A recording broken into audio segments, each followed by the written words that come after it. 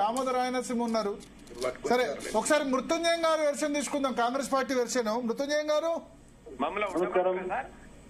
సీతారాం నాయక్ గారు ఉండండి మీరు లైన్ లో, లేదా మీరు వేరే వర్క్ ఉంటే no problem you can. Yeah Mrutyunjayam గారు నమస్తే. నమస్తే. వాళ్ళు మాట్లాడేసరి నాకైతే వినరాలేదు, కొంచెం ఏం లేదు. మొన్న ఇప్పుడు రేవంత్ రెడ్డి తిట్టాడు, తర్వాత కేటీఆర్ తిట్టాడు, అరవింద్ తిట్టాడు, అందరు తిట్లు ఒకళ్ళు పోటీ పడుతున్నారు. మొన్ననే మనం డిస్కస్ చేశాం.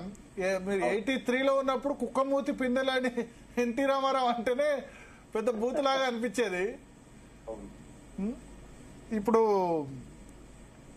ఇప్పుడు ఇంకా దాటిపోతున్నారు. కుక్కమూతి కాదు, నువ్వే కుక్క, కుక్కతో ఒక వంకర,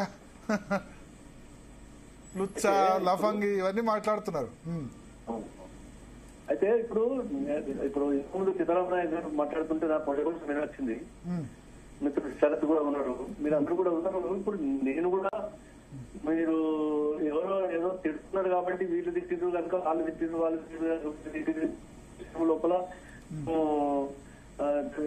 భూత్ భాషలు మాట్లాడినా ఇంకేదైనా ఇక్కడ ప్రాంతీయ భాష పేరు మీద తెలంగాణ పేరు మీద తెలంగాణ యాస అని దిక్కుమాలిన లాంగ్వేజ్ అంతా మాట్లాడితే కూడా దాన్ని కూడా నేను చాలా తీవ్రంగా వ్యతిరేకిస్తా. మంచి పద్ధతి కూడా అదే నేను కూడా చెప్తున్నా.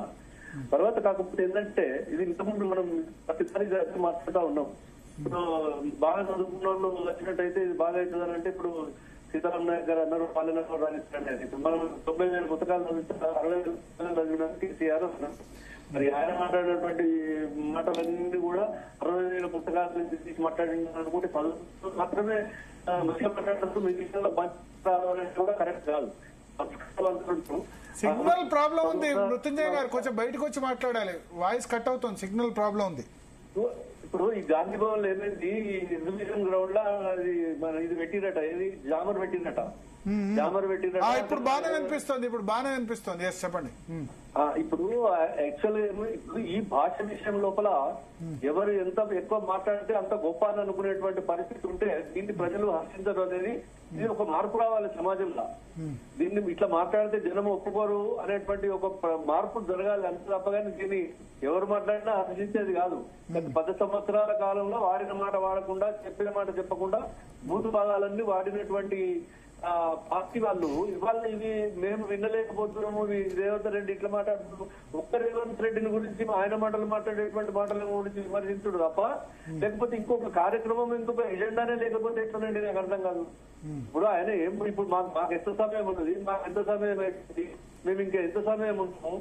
వాళ్ళు గన్ని సంవత్సరాలు పరిపాలన చేశారు. ఆ తర్వాత ఇప్పుడు కూడా వచ్చి ఇంకా కూడా రేవంత్ రెడ్డి మమ్మల్ని ఇట్లా అన్నాడు, మమ్మల్ని అట్లా మమ్మల్ని ఒక రేవంత్ రెడ్డి అనే ఎజెండా, రేవంత్ రెడ్డి మాట్లాడిన మాటలైన ఎజెండా. మేము ప్రభుత్వం ఇంకా ఈ 2 సంవత్సరాల లోపల చేసిన ఏది చేయని అటువంటి మాటలు మీరు ఏం చేయాలి ఏంది అనేది మీరు ప్రజలకు చెప్పండి. ఇంకా వాళ్ళు చేయలేదు, ఇగో మేము 10 సంవత్సరాలు ఇది చేసినాం, ఇగో 2 ఏళ్లలో వాళ్ళు ఇంకా చేయలేదు, వాళ్ళకి ఇంకా 3 ఏళ్ళ కాలం ఉన్నది చేయాలని చెప్పి అటువంటి సూచనలు చేయాలి. కానీ ఎప్పటికి పొద్దునట్లయితే రేవంత్ రెడ్డిని గురించి మాట్లాడడం తప్ప ఇంకొక ఎజెండానే లేకపోతే ఎట్లా? తర్వాత ఇక బూత్ సంప్రదాయం, బూత్ మాటలు మాట్లాడడం అనేది మీరు ఇంతకు ముందు అన్నట్టు కుక్కమూతి పిందలంటేనే బాగా కోపం వచ్చింది అందరికి, కరెక్ట్ కావచ్చు. కానీ సాంప్రదాయం మారుడు కాదు ఇది. తెలంగాణ యాస, తెలంగాణ ఏమన్నారు అప్పుడు ఎన్టీఆర్ కుక్కమూతి పిందలు అన్నప్పుడు ఏమన్నారు మీరంతా కూడా? చిన్న పిల్లలం పాపం ఆయన అన్నాడు. ఆయన్నే బాధపడ్డాడు. ఆ తర్వాత ఇట్లా అనకూడదేమో అని, ఇట్లా అనకూడదేమో అని చెప్పి ఆయన్నే బాధపడ్డాడు. అయితే ఆ తర్వాత ఇప్పుడు నేనేమంటున్నా అంటే తెలంగాణ యాస, తెలంగాణ భాష పేరు మీద ఈ భాషను ఈ విధంగా నికృష్టమైనటువంటి భాష తెలంగాణ అంటే ఇంత దిక్కుమాలిన భాషన అనేటట్టు దీన్ని తయారు చేసినటువంటి ఆర్జుడే కేసీఆర్. ఆ తర్వాతనే వీళ్ళంతా మొదలైంది తప్ప ఇప్పుడు ఎవరు మాట్లాడినా కూడా మరి ఒక ఆయన మాట్లాడితే ఇప్పుడు పోటీలు బట్టి మాట్లాడారు. సరే, ఇప్పుడు కేసీఆర్ ఉద్యమ సమయంలో మాట్లాడాడు, బట్ సీఎం అయిన తర్వాత ఆ ఫ్రీక్వెన్సీ తగ్గించాడు కదా. ఎవరు చెప్తున్నారు? ముఖ్యమంత్రి అయిన తర్వాత ఫ్రీక్వెన్సీ తగ్గించాడు. మాట్లాడలేదు అనట్లేదు కంప్లీట్ గా, బట్ కొంత ఆ ఫ్రీక్వెన్సీ అన్నది తగ్గింది కదా ఇంతకుముందు రెగ్యులర్ గా మాట్లాడేదాన్ని. రెండోది ఏంటంటే అధికారంలో ఉంటే హర్షించారు కదా, ప్రతిపక్షంలో మాట్లాడితే ఓకే, బట్ అధికారంలో ఉన్న వాళ్ళు వర్క్ షుడ్ స్పీక్, నాట్ ఇది బూతులు కాదు. నేనేమంటున్నా, ఇప్పుడు అధికారంలో ఉన్నా అధికారంలో లేకున్నా ఒక వ్యక్తి ఆ వ్యక్తికి ఉన్నటువంటి ఈ యొక్క భాష అది అధికారంలో ఉంటే ఒక తీరు, అధికారం లేకుంటే ఒక తీరు ఉంటుందని అంటే దాన్ని అటు ఇటు మాట్లాడతారు. అది ఎట్లా అంటే ప్రజలకు అధికారంలో ఉన్న వాళ్ళకు కొంత రెస్పాన్సిబిలిటీ సెన్సిబిలిటీ ఉంటుంది. ప్రతిపక్షంలో ఉన్నవాడు ఏదైనా మాట్లాడొచ్చు, బట్ అధికారంలో ఉన్నవాడికి రెస్పాన్సిబిలిటీ ఉంటుంది కదా. నేను దానికి అంటలేదు. నేను ఒక వ్యక్తి, అతను మాట్లాడేటువంటి భాష, అతని సంస్కృతి, అతని సాంప్రదాయం మీద ఆధారపడి ఉంటది. అంతే తప్ప కానీ అధికారంలో నేను లేదు కాబట్టి ఎదుగుతుంది మాట్లాడుతుంది. సరే, ఇప్పుడు కేసీఆర్ మొదలు పెట్టాడు, ఓకే. కేసీఆర్ కంటే చిన్న వాళ్ళని తిట్టుంటాడు. కేసీఆర్ కంటే 17 సంవత్సరాల చిన్న ఆయన తిట్టొచ్చా అట్లా? 17 సంవత్సరాలు ఏదో 4-5 సంవత్సరాలు 5-6 సంవత్సరాలు కూడా కాదు, వాడు వీడు రా అని అనొచ్చా? ఎవరు మాట్లాడుతున్నారండి? ఎప్పుడన్నా అది అందరు మాట్లాడితే వాళ్ళు కూడా మాట్లాడుతున్నామో అంతే తప్ప కానీ ఒక రేవంత్ రెడ్డి గారు ఏం మాట్లాడింది అనేటువంటి లాంగ్వేజ్ మీదనే ఇవాళ ఒక టీవీలో ఇవాళ కొంతమంది మాట్లాడుతుంటే ఏమన్నారంటే రేవంత్ రెడ్డి గారు తగ్గిండ్రు, ఇవాళ నిన్నటి నుంచి చూస్తున్నాం రేవంత్ రెడ్డి గారు తగ్గి మాట్లాడిందంటే ఏంటంటే రేవంత్ రెడ్డి గారు నిన్నటి నుంచి తిట్టలేరు అని అన్నారు. వెలమలం తిట్లే కానీ పాస్పోర్ట్ బ్రోకరు అన్నాడు అంటే కేసీఆర్. తప్పని పాస్పోర్ట్ బ్రోకర్ అంటే ఈయన ఇవాళ కేటీఆర్ వచ్చి బ్రోకర్ నా కొడుకు అని కేటీఆర్ అన్నాడు. అంటే ఇప్పుడు పాస్పోర్ట్ బ్రోకర్ నా కొడుకు అనడానికి తప్పనింది. పాస్పోర్ట్ బ్రోకర్ అంటే పాస్పోర్ట్ బ్రోకర్ తప్పు కాదండి. ఇక నేను ఎవరికి రా జాతిపిత అనడం కరెక్టేనా మృత్యుంజయం గారు? ఎవరికి రా ముఖ్యమంత్రి, మాజీ ముఖ్యమంత్రి గారిని కేసీఆర్ గారు ఎవరికి రా అనడం కరెక్టేనా మృత్యుంజయం గారు? రాని అన్ని ఎవరినన్నా ఎవరు రాకూడదు, ఎవరెవరిన అంతే. మరి దానికి ఆజ్యం పోసింది ముఖ్యమంత్రి గారు కదా, ఆజ్యం పోసింది మీ ముఖ్యమంత్రి గారు కదా, మన ముఖ్యమంత్రి గారు కదా. దీనికి ఆద్యుడే కేసీఆర్ గారు. తెలంగాణ భాష పేరు మీద, తెలంగాణ యాస పేరు మీద మా తెలంగాణ భాష ఇట్లనే ఉంటుందని చెప్పి చెప్పిందే కేసీఆర్. ఉద్యమ టైంలో మాట్లాడిన మాట వాస్తవం అండి. దాన్ని లైవ్ లో ఉంచడం కోసం, ఉద్యమ లక్ష్యాన్ని అధిగమించడం కోసం చేసిన మాట వాస్తవం. కానీ ముఖ్యమంత్రి గారు అయినాక భరత్ గారు అన్నట్లు దాంట్లో ఫ్రీక్వెన్సీ తగ్గింది. అట్లాంటి మాటలు ఆయన ఎప్పుడు కూడా ఇట్లాంటి మాటలు మాట్లాడలేదు.